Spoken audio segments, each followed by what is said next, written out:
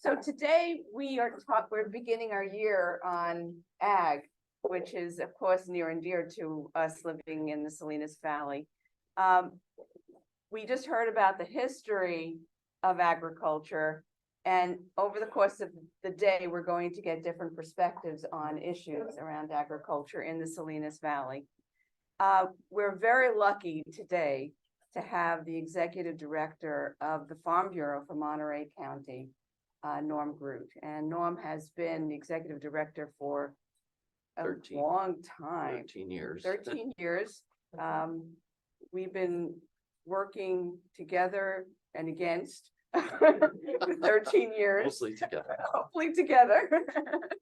And so I'm really glad that I have this opportunity to interview Norm. It's being taped as well, so that if Norm agrees, it could be presented to students. Okay, so let's get started. Norm, one of the things that our grant is about is teaching students about different jobs, careers that might be open to them. And in this year, it's about agriculture. In general, it's about environmental health sciences, or environmental sciences. So the question I have first is, who are you and how did you get to where you are? Briefly, we don't need to know you, Okay.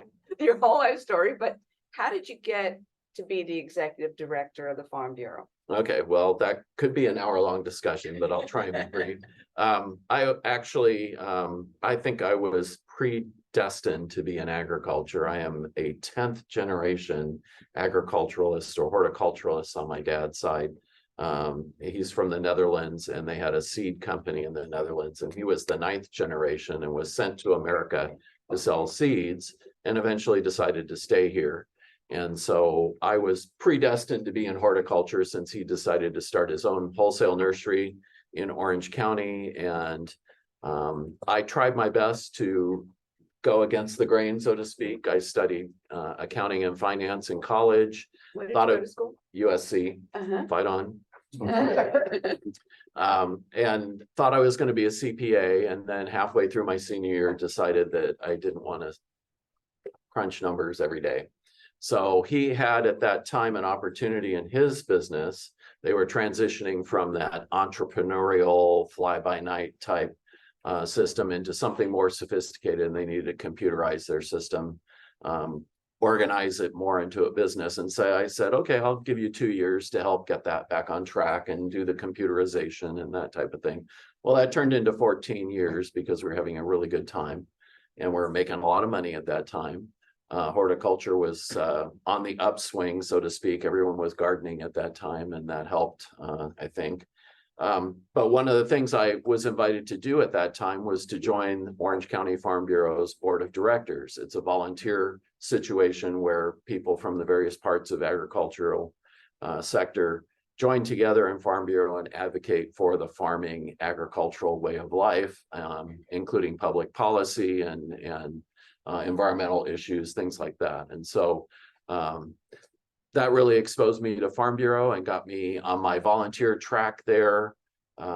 Eventually, I moved to Monrovia Growers, which is a large wholesale nursery operation. If you go to a garden center, you see their green containers. Spent a long time with them on a national basis and got to learn a lot about national agricultural issues. And by that time, I was also a volunteer board of directors member for California Farm Bureau, where I served 13 years. And so when it got to a point where in 2008, 9, 10, we had our economic downturn and everything was kind of crashing in the retail area as far as horticulture was concerned. The job here in Monterey County became open for the executive director of Farm Bureau. And so I became the paid advocate for farming here in this location. And this was quite different than what I was used to in horticulture in Southern California or across the nation. Here, it's very intense agriculture. As you just heard in the history, it's evolved considerably over the years, and now it's primarily vegetable, leafy greens, strawberries, wine grapes, and cattle here in Monterey County. So it's changed quite a bit. And so it was a big learning curve. when I first got here, trying to assimilate into a community that really is oriented towards agriculture, unlike Southern California or other parts of California where it seems like it's just a little part of the economy versus this being a major part of our economy here in Monterey County. So it was kind of a natural fit. I enjoyed the advocacy work. I enjoyed being involved in public policy. I enjoy talking with people about public policy. So that kind of was a natural fit. And of course, at the time, it was great to get out of Southern California. My kids were grown and living in Oregon and wanting nothing to do with Southern California anymore. And so where else in California to want to live besides Monterey County? Okay.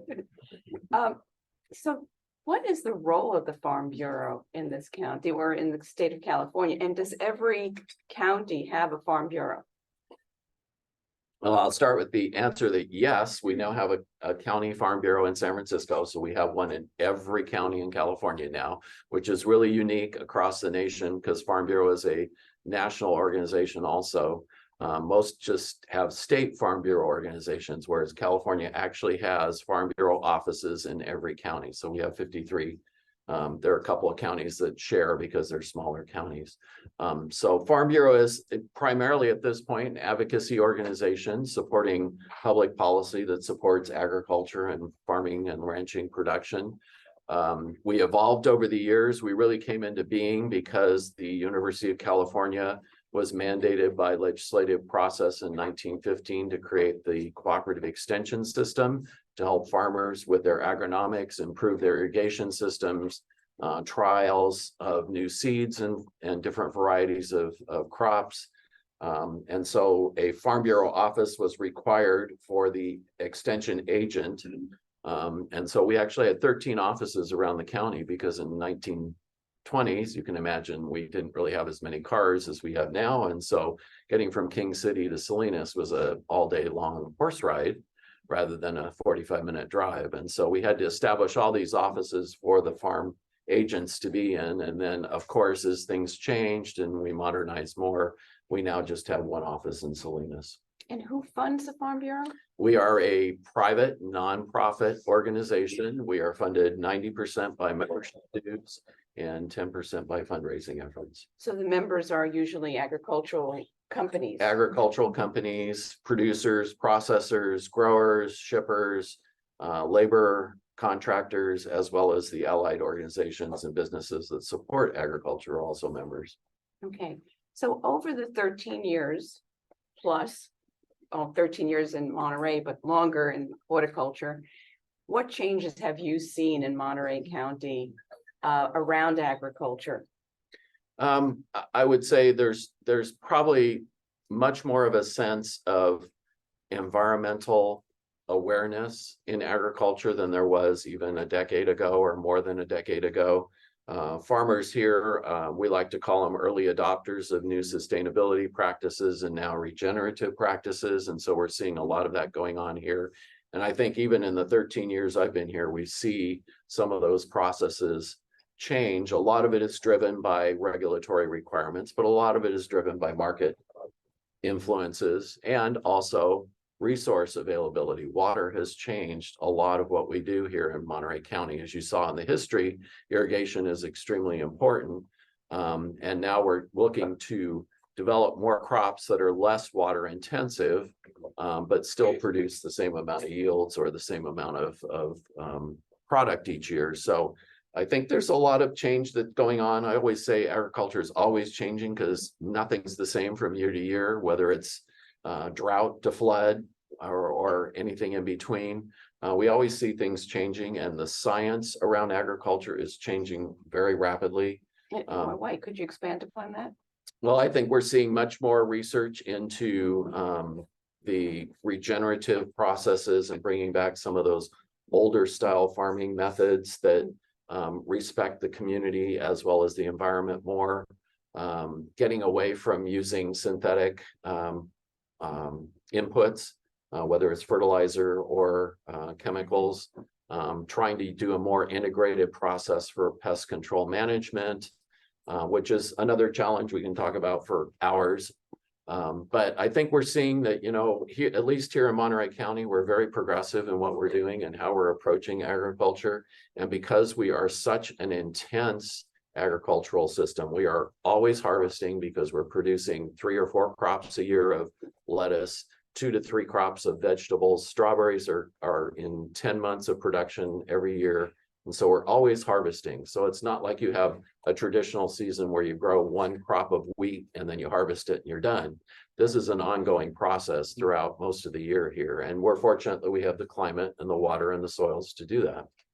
So what do you see currently as the most pressing agricultural issues in this county? 2 things. Labor, I think, is our biggest concern because a lot of our crops are labor intensive. We do not have mechanical harvesting for probably 85 to 90% of our crops. And we're doing a lot of research into that. We're trying to figure out how you can harvest a strawberry mechanically, or how can you harvest an artichoke mechanically. But if you think about it, I'll use strawberries as an example. The strawberry plant has a lot of leaves. The berry grows actually under the leaves hanging down off the plant. And so that's why you see those higher furrows with the plastic on them to protect the berries.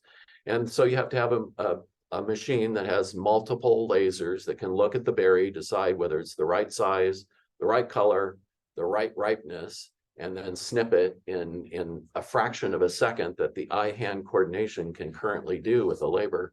It's very difficult to develop that. So we are labor intensive, and we will probably remain labor intensive until we can really figure out how to harvest some of these crops. Now, others like lettuce and some of the other vegetable crops may be easier to mechanize as we go forward, but those processors are very expensive at this point. And until they become financially viable or more mainstream, it's going to be a challenge with labor. The other one is water. California enacted a new groundwater sustainability process in 2015, and everyone who has groundwater essentially has to go through a process of balancing their basin, meaning you have to be sustainable from year to year. Whatever you extract out, you have to put back in. And we're pretty close. We're only off by 4% in the Salinas Valley. So we're pretty darn close compared to other parts of California. But that's going to change the paradigm of how we use water and how we move water around. And it's going to be a pretty expensive process over the next 20 years to figure that out. So between labor and water, I think those are going to be 2 of the driving factors that really change what we do here. And multiple crops may end up not being feasible to grow here anymore because of that. Over the 13 years that you've been here, what changes have you seen in labor? We've seen some crops change where we're not seeing as many late season crops because labor becomes more intensive as you go on in the season. So late season meaning a 3rd crop may not get planted in the fall. And we've seen that the last few years where farmers have foregone the later crop simply because the labor is intense, and it's also the crop that probably makes the least amount of money each year.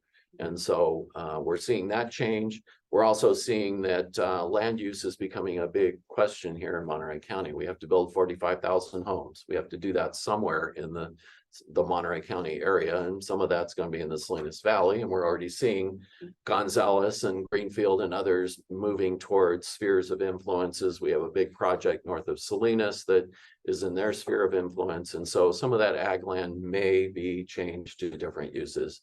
And we do have a repurposing program that the state is funding at this point. And we're looking at a couple of projects to see how we can do that, whether it makes sense to do open space or a recharge effort for groundwater or something along that line. So I think land use is going to be one of the bigger pressures. And unfortunately, because our land values are so high here, it makes that repurposing a little more difficult. Well, as you heard from Meg, we've had many different waves of immigrants come through the Salinas Valley. And I wanted to hear from you what you see as a change in immigration law over the last 13 years. Well, we've been advocating for immigration reform policy on a federal level now for 25 years. I think I'm going on a coalition that I belong to on a national basis. What we're seeing is less immigration from Mexico or from south of us that wants to go into agriculture. Those who are coming here from south of us are not wanting to work in agriculture anymore. Part of it is that they've seen what their parents had to go through when they worked in agriculture, and that it is not easy labor. It is difficult physical labor to work in the fields, granted, but it's also skilled labor now, because every picker or harvester is skilled for the particular crop that they harvest now, particularly strawberries, artichokes, cauliflower, broccoli, those types of crops. It's pretty skilled labor now. But we're not seeing the younger generation coming into agriculture anymore. They don't want to work outside. And that's true of Americans, it's true of the immigrants. And so we are particularly challenged as our workforce is aging now, that we're not seeing, and particularly for those who have been here 20, 30 years in our community, their kids don't want to work in agriculture. They want something else. And that's part of the American dream. Don't get me wrong. That's part of the American dream, is to do better than what your parents were doing. And so now we're seeing that manifest itself in some of these immigrant families. So that's one of our bigger challenges, is that we are having a hard time seeing immigrants wanting to work in agriculture. Talking on that topic for a second, it seems that a larger proportion of the growers are actually Latino at this point. Mm-hmm. What percentage do you estimate, and what kind of growth do you see passing down from the parents to the children? Yeah, I think we're probably approaching 25 to 30% now as Latino growers, particularly in the strawberry and berry fields. We're seeing a lot more of the Latino growers, and that's part of it. Is we have programs like ALBA here in Salinas that really supports getting those individuals into farming, helping them get established, finding land for them, and teaching them how to farm, really. It's an intense, different set of values that they have to learn here if they come from another country. We are far more regulated, we are far more sophisticated. And so that changes it. And we are seeing that they want to pass that down to their families and see that their kids continue those operations.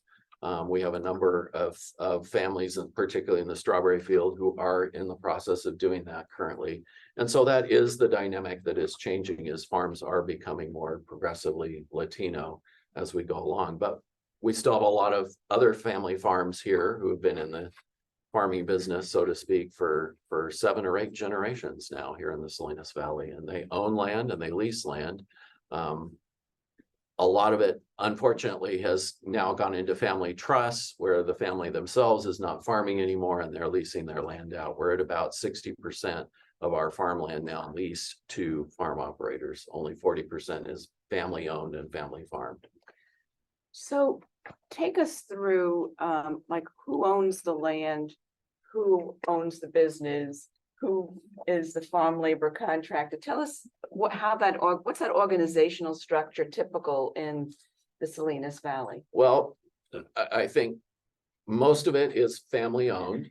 The land too. The land too. We have not seen large corporate ownership of land like what you see in the Midwest or other areas where you have large ConAgras and those come in and take over.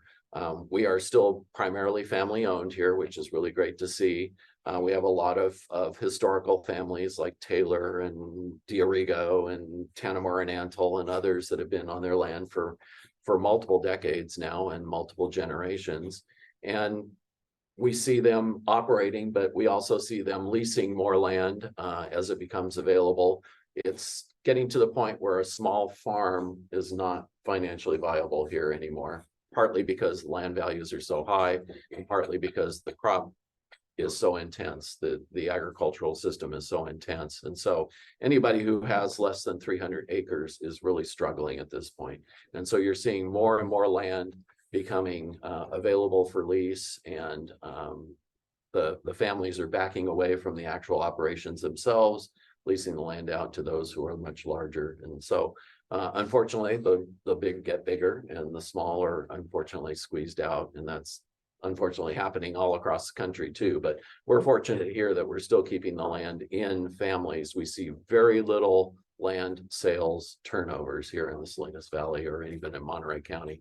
It's all very much historically held by families. Do you see that land is being sold to build housing?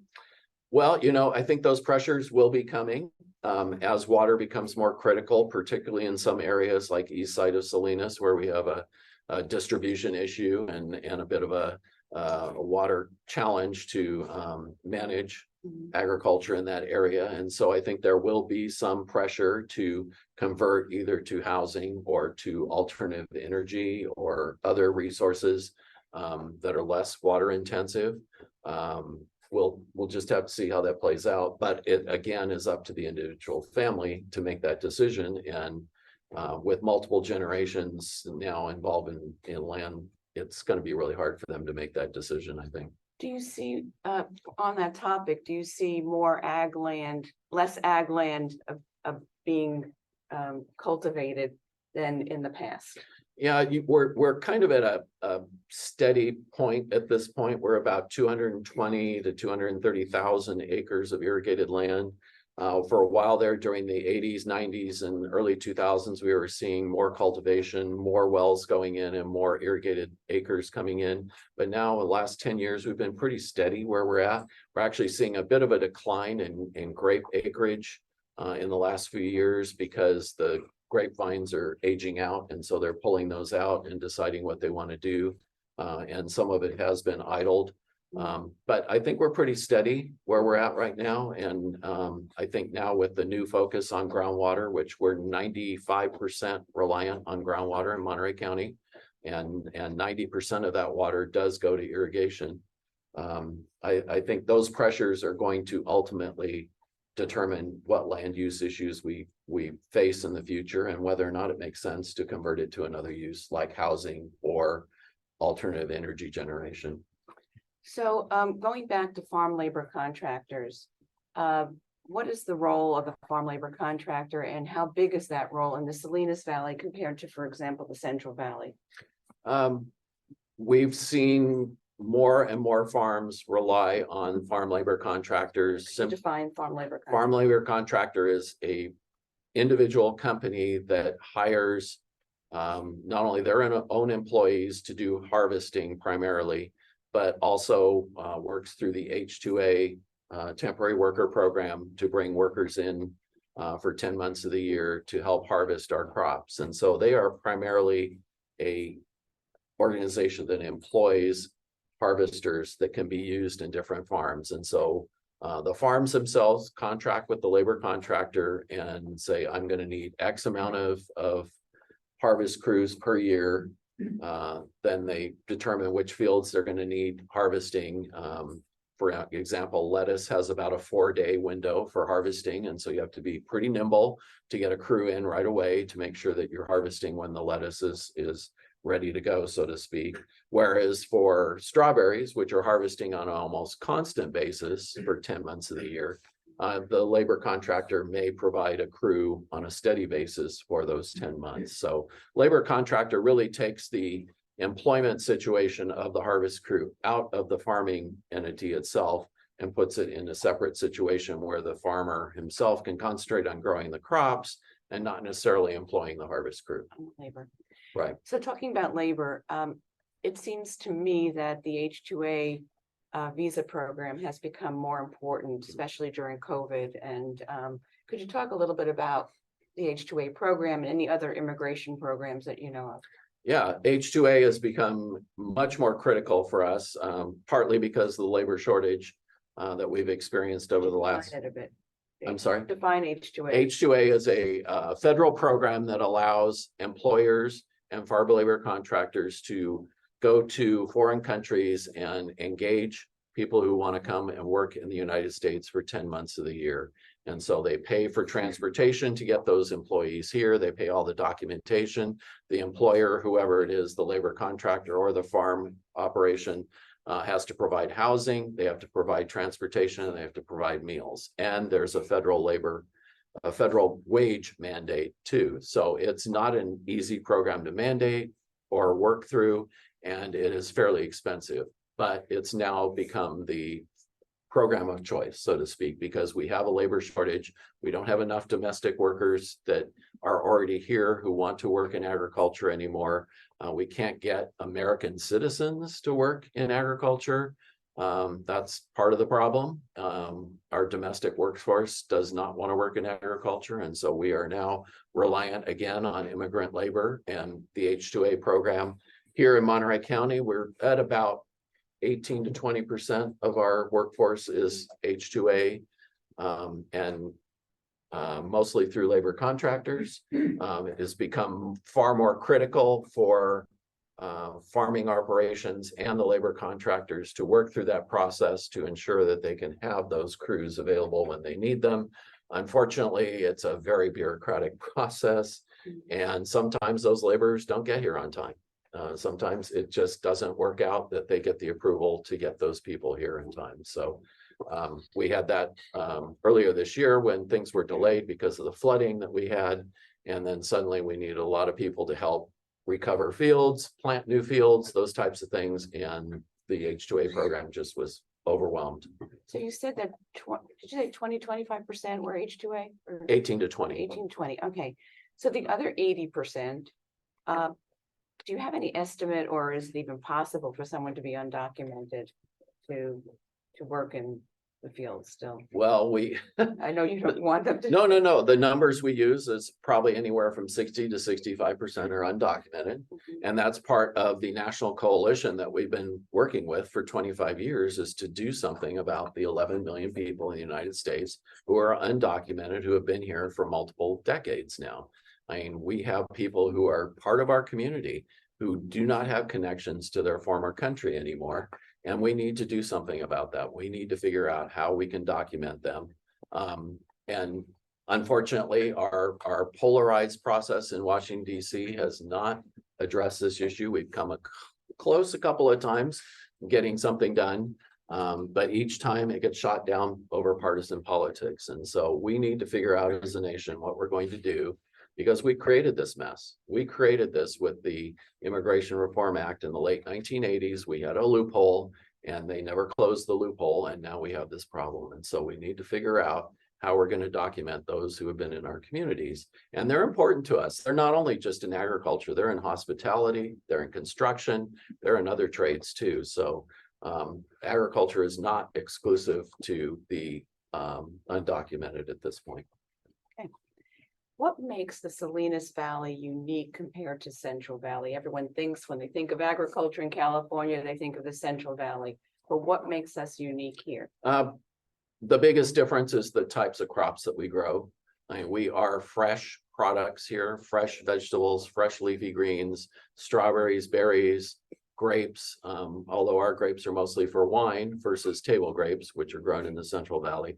But the Central Valley is more what we call permanent crops, where you have almonds, pistachios, stone fruit, those types of crops that you see as you drive along I-5, and you see these wonderful orchards, particularly in the spring when they're all blooming. Big difference. And so they're not as intense as we are. Their cycles are very different. They're more on an annual cycle where they're harvesting once a year. They're preparing for that harvest throughout the year, and they need labor. For instance, in the pear sector, they need labor for maybe 6 to 8 weeks a year to pick their pears. Whereas oranges probably need them for 3 to 4 months, and where we need labor 10 to 11 months of the year. And so big difference. And that's why we employ 57,000 people each year here in agriculture to grow our crops, harvest our crops, and much less in the Central Valley as far as intensity of labor. But so it also means that ag families live here yes, for at least 10 months a year. yes. And so We don't have migrant labor. That's the big difference, is our labor is not migrant. It stays here throughout the year unless they're H-2A, where they have to go home for 2 months of the year. But for the most part, they are community members. They've been here for a long time, and they will continue to be here because they like living here and they have established roots here. Some wind up going to Yuma or Huron or other places, but then they return to Salinas Correct. Valley. That's one of the things about the Salinas Valley is we now have a lot of growers who transition their operations to the Yuma area or Imperial Valley to grow their vegetables and leafy greens during the 3 or 4 months of the winter season when the weather there is less than 100 degrees, but they can still grow their crops there. And so we do see some of that labor transition, but they always come back here because this is their base. Okay. So Of course, I'm gonna ask about pesticides. There's a Okay, question. We're gonna come to the we're gonna come to questions questions at the end. in a few minutes, okay? Let's talk about pesticides. Okay, What trends have you seen over the 13 years or more in the use of pesticides, whether it's the amount or the chemicals? And in that, what transition have you seen to organics? sure. So organics first is very important part of our process here. It's about 23 to 25% of our acres are certified organic now. And so we have quite a bit of production, and it's farming operations that do both conventional and organic. It's not exclusive either way. That's part of the market niche that is being driven by organics, is that we do both. As far as pesticides, we're seeing, first of all, the chemicals are softer. They are less persistent in the environment than they have been compared to what we were using decades ago, and we're using less of it. We're figuring out that we can manage our crops a little differently. And we're also seeing more integrated pest management being used, particularly in areas where we have native species, as well as the ability to use natural biological predators on those diseases and pests, so to speak.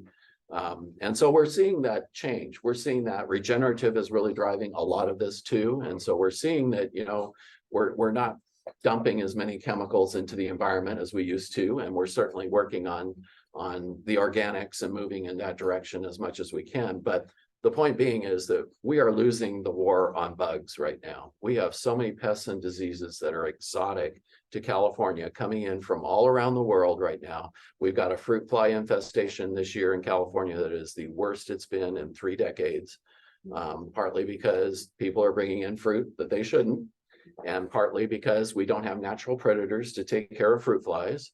And we're seeing other things too. We have a disease in the Salinas Valley right now going through lettuce that's called INSV that we cannot control. There is no chemical control. There is no natural control, no biological control. And so it's destroying 12 to 15,000 acres of lettuce every year, simply because once a field is infected, it cannot be harvested. And so how do we manage all of that in an environment where, you know, at some point we do need some chemicals, but we also want to move more towards natural solutions, integrated pest management. And so how do we do that when we constantly are battling all these exotics that are being brought in? And so we have to figure out how we're going to manage that. There is a place for everything.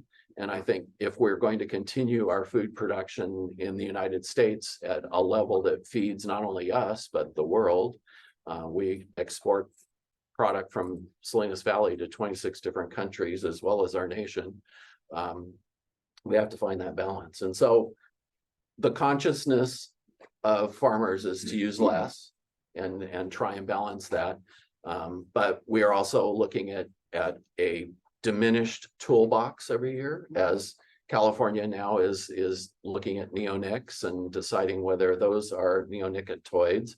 Sorry, don't need to use the acronyms. And deciding that they're going to wholesale ban something that is really a tool in certain circumstances that needs to be used because of various different pests and diseases that we have in our crops. And so we have to decide as a state, as a nation, what tolerance level we're going to have for, do we want perfect product in our supermarkets? Do we want that perfect peach? Do we want that perfect head of lettuce? Those types of things. Or are we willing to have a tolerance level where it may not be perfect? So my last question before we open it up to the group is, what do you see as, you raised some issues around pesticides, you raised issues around immigration reform, you raised issues around water. What do you see as the future problems in agriculture over the next decade that you're going to have to grapple with that are concerns? I think my biggest, and I keep telling this to everyone that asks this question, my biggest concern is the financial viability of farms in general. I mean, we have been challenged this year by flooding.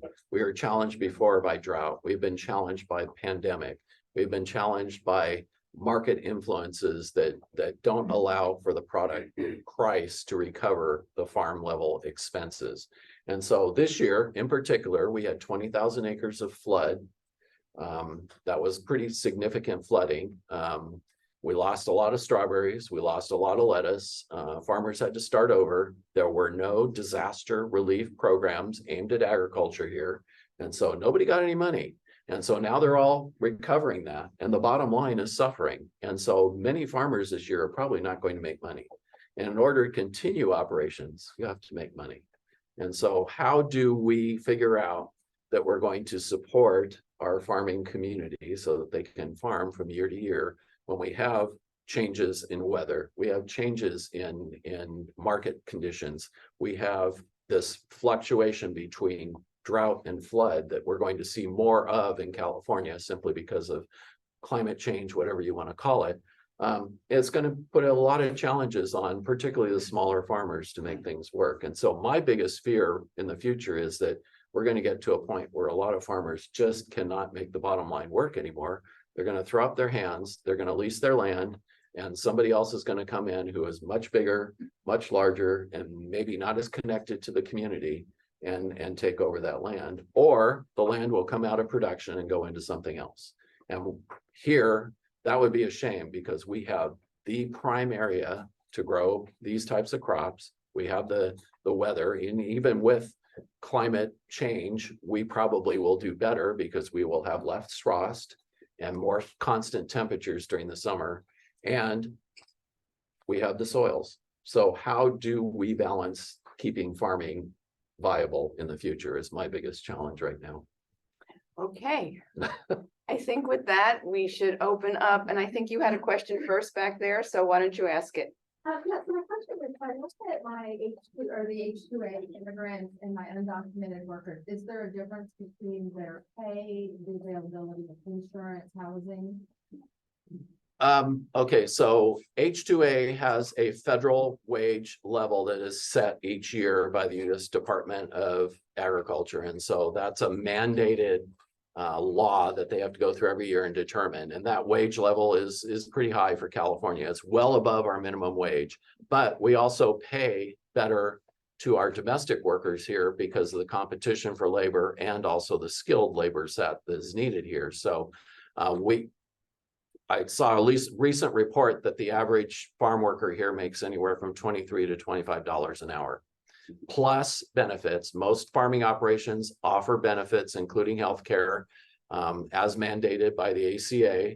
So we have a lot of benefits that are provided, as well as housing now. A lot of farming operations have built housing for their farm workers, whether they're H2A or domestic, so that they can make sure that they have a safe place to live and they're not living in an overcrowded garage in Salinas or Pajaro or wherever. And so we have some really good models for housing that have been built by Tanimura and Antle and Merrill Farms and others here. Sprinkles. Yeah, Spreckles Crossing. I mean, that is a project that's won numerous design awards across the nation. And really, the farm operations are taking housing very seriously because the community cannot provide it on its own. Jennifer? I'm curious about like hydroponics and aquaponics. I know we have the great soil, but if there's problems with you know, making a profit, would that be a direction to go? Can you speak about that? Well, you know, 3 years ago, I probably would have said yes. Now I'm seeing that the market on that is turned around. We have a lot of indoor growers across the nation who have gone bankrupt because the model just doesn't work. The price for the product does not support the investment that's needed to build indoor farming operations or hydroponics right now. Is that temporary? I'm sorry? Is that temporary? Like It could be. It could be. I think they need to maybe refine the model and figure out how they're going to do that. But so far, the amount of product that's coming into the marketplace hasn't been significant. And that's why they haven't been able to move that dollar value at the retail level.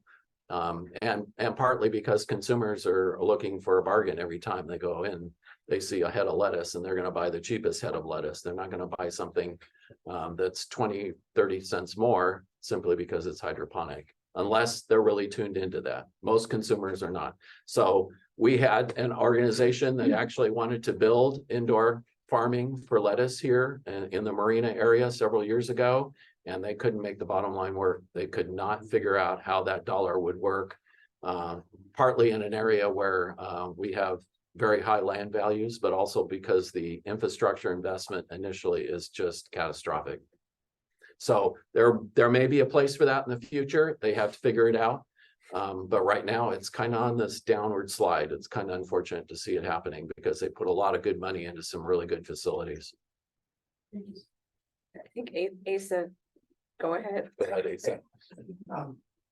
My question is, we mostly there are middle school and high school teachers. And I know many of the kids you talked about are second generation. In fact, they're students of mine that you see said, you know, they want to be dentists, they want to be computer scientists. Their parents are farm workers, but they're going for you know, more education-based jobs. My question to you is, what kind of jobs could these teachers talk about with their students in agriculture in this region? And if they're not going to be working, you know, picking, are there other opportunities for them in different sectors? And what are those opportunities? Sure, that's a very good question. I would think we wanted to get to that too. We are becoming more tech savvy in agriculture. The new generation that's coming back to the farm from college is bringing technology with them. We are now moving more towards operating the farm from a tablet than we are necessarily from this. So I think we are seeing that in the new generation that's coming back to farming, that they're far more sophisticated with the technology and willing to adapt to new technologies. So I would say anybody who wants to work in computer sciences or data management would be a really good area, because ag generates a lot of big data, and we're going to be generating a lot more big data as we go forward, as food traceability becomes extremely important going forward in the marketplace. So that's one area I think technology is good. We need human resources, people who can manage workforces and know all the ins and outs of the workplace rules and laws. And then we also need mechanics. We need people who can fix equipment. We are running short on people who have those mechanical skills, particularly in the sophisticated equipment that we're seeing in autonomous tractors and other equipment that's coming out to the field, particularly as we start electrifying what we're doing in the field with equipment. We're going to need mechanics who can fix those products and make them move when they need to move. And so there's a lot of different opportunities. I think it's not necessarily just going into farming and the agronomics of farming anymore, which is still important and is changing, and we're supporting those agricultural programs. But now all the support that goes along with it is really becoming critically important. The other area that is really growing in science is food safety. That's becoming critically important for every producer, is to understand food safety and the chemistry of food safety and what's involved there. I'm involved in an initiative right now with California Department of Food and Agriculture on food safety. It is so complex science-wise. We need people that you're teaching to come into the science part of agriculture and really understand food safety. And with that entomology and Entomology, yes. And given where we are, I believe that there are programs at, I don't want to say Cal State Monterey Bay because I don't really know, but in Hartnell. Hartnell That's in really good. particular. And Yeah, here it's too. starting in a year. Yes, and here. Okay, Yes. so Dan, did you want to say something about that? I wanted to say that. Okay. Okay. We're starting our engineering program here, mechatronics. We just hired our founding faculty member who's putting it together now. And a big focus of that is going to be in agricultural technology, just like we were talking about. So I really appreciate the point you made. Yeah, and I think the point is that farmers no longer just have to know the dirt. They have to know the entire business, and that includes the technology and the food safety and the mechanics of what their equipment does in the field. So it's Soil chemistry. the and- knowledge level is almost mind-blowing at this point. And also you talked about new technologies being developed, for example, harvesting. Yes. So there needs to be those people that can develop those new technologies as well. Yes, the inventors, the people who have the brilliant ideas how to solve those problems, which is well beyond my capacity, but we do need that. Yeah. So my question is, so when my students they go to their local grocery store or Whole Foods or something like that, and they see the beautiful vegetables and fruit and so on and so forth. And then if they are savvy enough to look at where the food, that vegetable was grown, they see that it was not grown anywhere in the San Francisco area, Salinas. It was grown somewhere else and shipped. And my school district is actually becoming more like farm to school, like wanting to have local gardens. But other than going to like a farmer's market, I mean, what do I tell my middle schoolers who see all this food shipped in from other parts of the world? Well, Sorry for that. No, I'll answer that by saying that we are a global marketplace, and unfortunately, the consumer has been spoiled by having peaches 24/7, 365 now, instead of when I was a kid, we looked forward to peach season and that was a treat. And now you can go to any supermarket anywhere, including Whole Foods, and get peaches 24/7, 365. And so we have become this global marketplace. And so when there are supply issues or the season is not right, you're going to see berries. I just brought home berries from from Driscoll's that were produced in Canada. I mean, blueberries are coming from Canada right now, simply because we're running to the end of the season here. And so we're going to see that dynamic continue with our food, and particularly now with value-added products.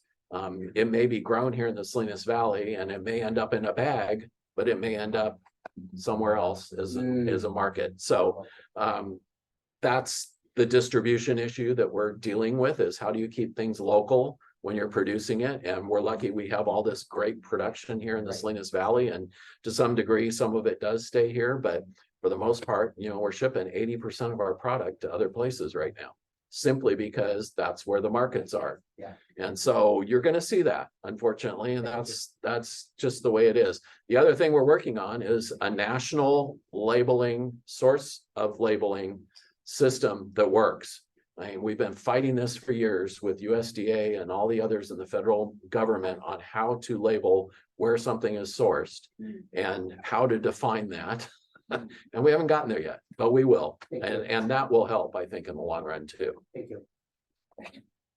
Yeah, and I have one question with an old nested question, and I was gonna say, what parts of the farming industry do you see becoming more mechanized and maybe even roboticized with artificial intelligence and stuff right now? And then my other nested problem with that is that if we do become more mechanized, will that increase the use of pesticides, since there won't be direct human contact out on the fields?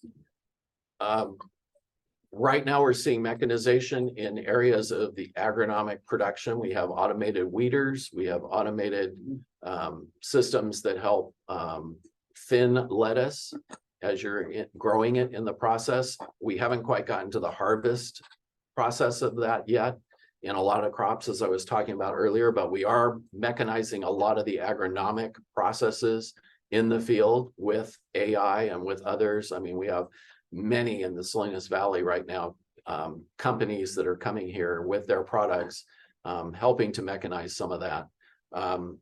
As far as pesticides being used more, I don't think that's going to lead to more pesticides, because we are moving more in a direction of integrated pest management and biologicals. We had our first biological summit here in June, which was highly entertaining and very educational. And some of the things that are being done there are very exciting.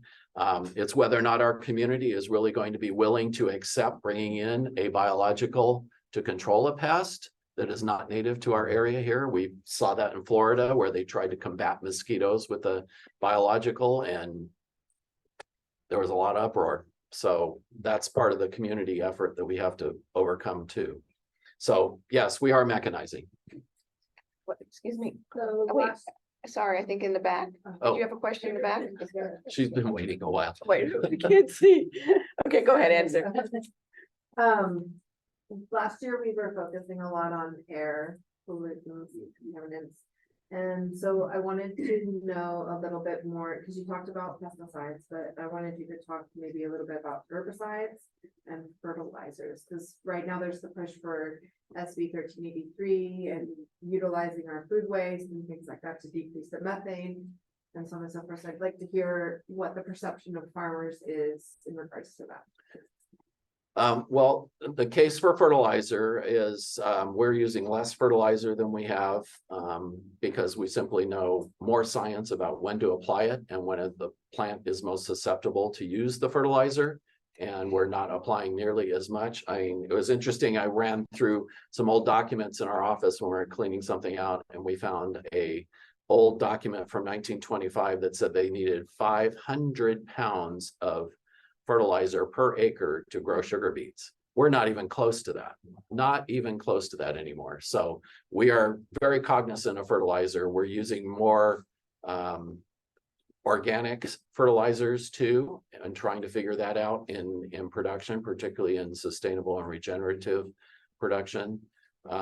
Herbicides are going to probably be a necessary evil for a while yet, while we still try and control some of the noxious weeds that we have in our community, particularly some of the really bad ones that have manifested themselves not only here but in California. And so herbicides, I think, are probably one of those things that we need to look at in the future on how we're using. But I think in order to maintain how we're growing some of our crops and maintain the health of our environment in many different areas, we can't allow things like thistles to take over.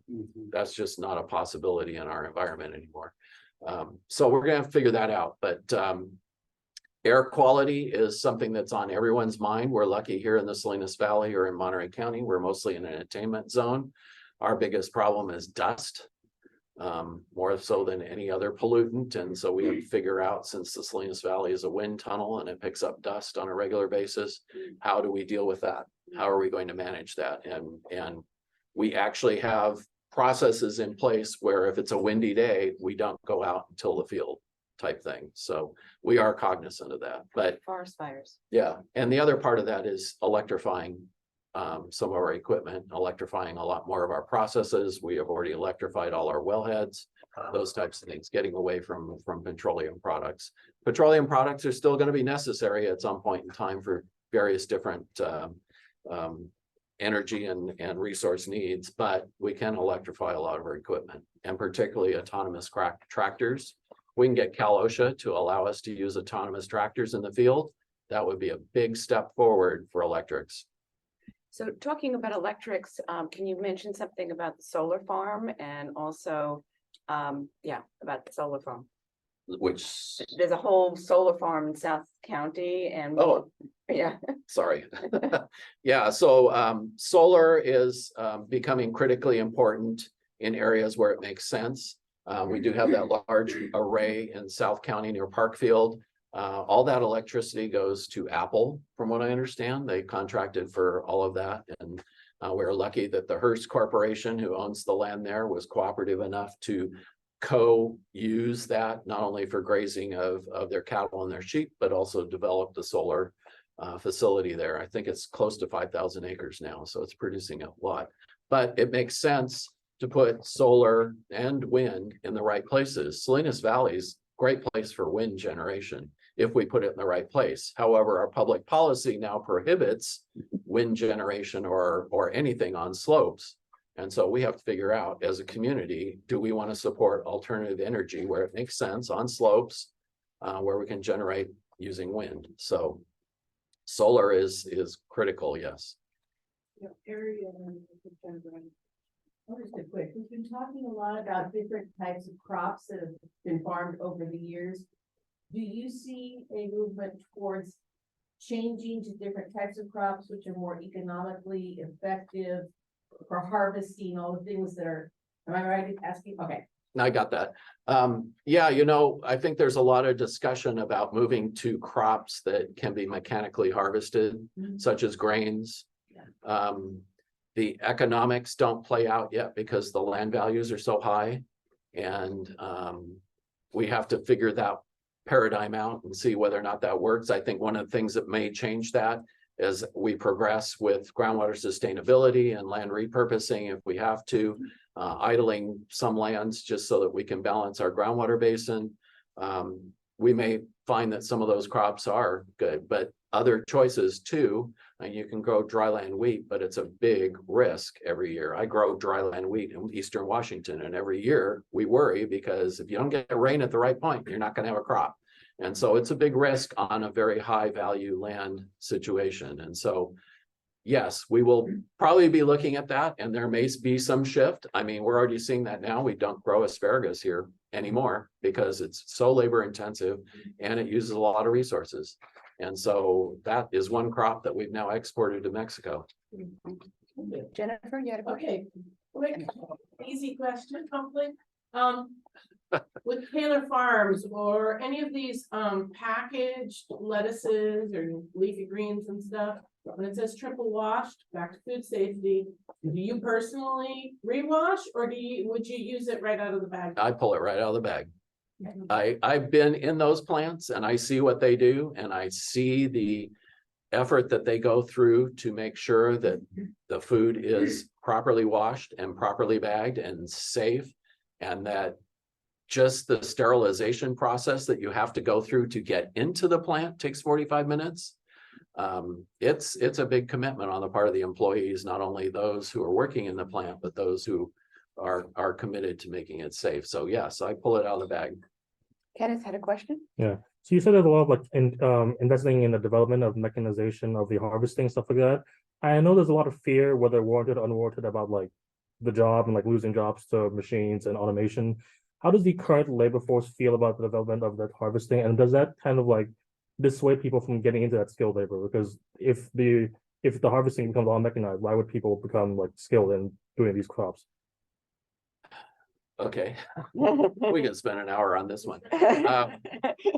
There's a lot of different dynamics going on there. Part of it is that the labor force is aging out. And so we will be losing more and more of that skilled labor as we go along, and we are not replacing it. So we have to figure out how we will replace it. We are also doing retraining of those, for instance, who are no longer doing the mechanized or the weed thinning of lettuce in the field. They're no longer needed because we have mechanization to do that.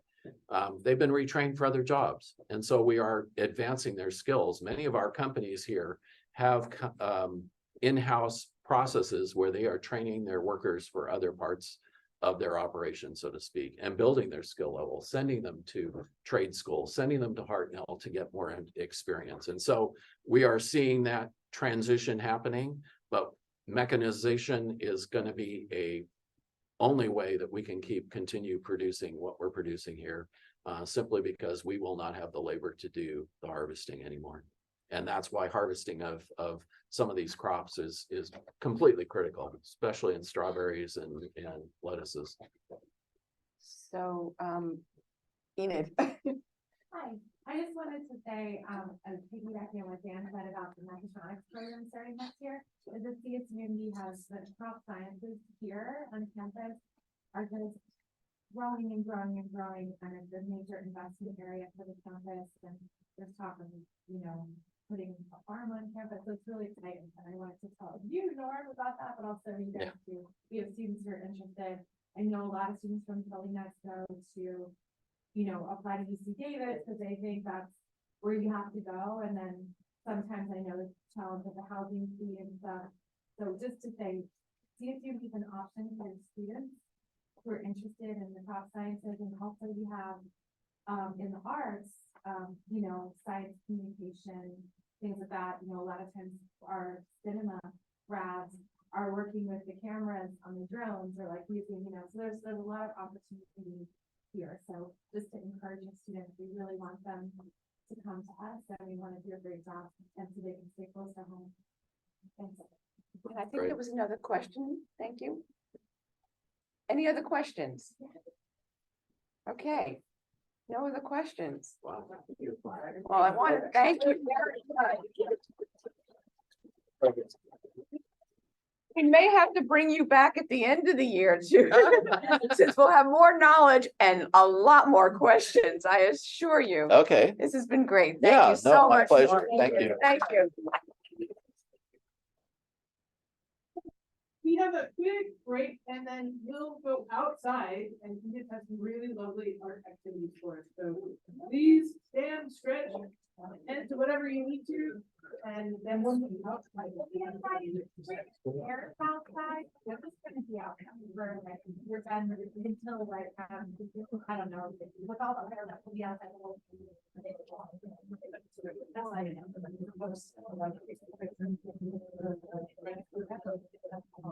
I we just.